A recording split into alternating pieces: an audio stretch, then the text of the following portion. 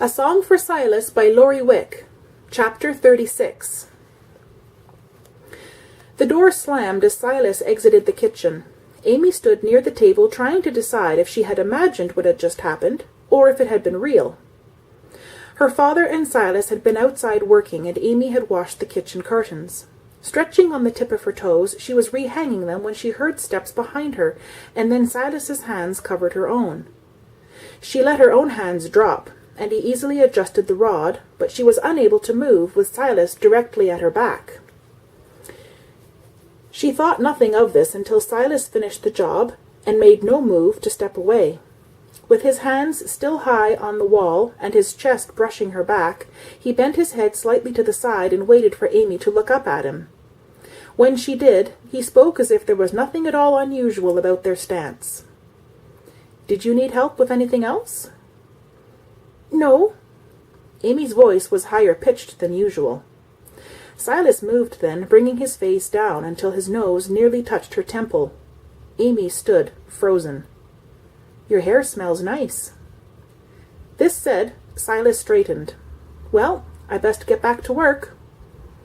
Amy continued to stare at him as he sent her a warm smile and walked from the room. Now she stood in bewilderment. Silas's attitude toward her the last few days had been different somehow, and Amy was thoroughly confused. And her father, he had her completely baffled. If she didn't know better, she would swear he was matchmaking, but she just couldn't believe it of him. It seemed that every time she turned around, he was leaving her and Silas alone together, and twice he had requested certain dishes for supper, telling her they were Silas's favorites. "Well," Amy said to the empty room, "I've got work to do. Men are just strange creatures, and you have to learn to live with them." Amy's decision to just live with them was fine when Silas was not around, but the truth was he had changed toward her, and she had no idea what to do about it.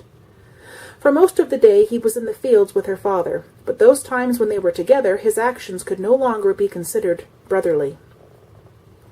When he helped her in and out of the wagon, she noticed he held her just a moment longer than necessary. And when she did fix any of his favorite meals for supper, he just didn't thank her, but kissed her right on the cheek, and in front of her father, too.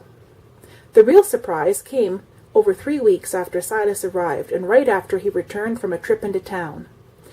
Amy was dusting in the living room, wearing her oldest gown and her hair covered with a ragged, faded scarf. She knew she had never looked worse. "Amy, can you come outside a minute?"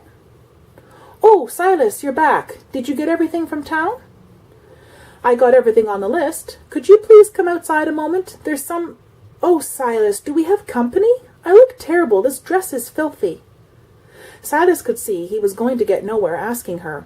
He walked toward her, took the dirty rag from her hand, and led her outside. Amy followed mutely and listened while he spoke. "There was something in town I thought you might like. It's here in the back of the wagon. You don't have to keep it. I can take it back if you don't want it." Silas led her to the back of the wagon and waited for her to look in. Seated upon a burlap sack was a tiny ball of black fur. Amy stared at the puppy, her mouth opening in a silent O. The sight of people brought the puppy to its legs, her miniature tail moving furiously, causing her entire body to vibrate.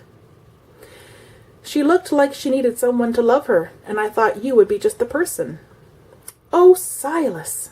Amy breathed, and she gathered the wiggling little body into her arms. "She's darling!" The puppy must have agreed with Silas that Amy was the person to love her, for she settled immediately into her arms and lay contentedly while Amy stroked her soft ears and head. To Silas's surprise, Amy's face was wreathed in a smile, but her eyes were shining with tears.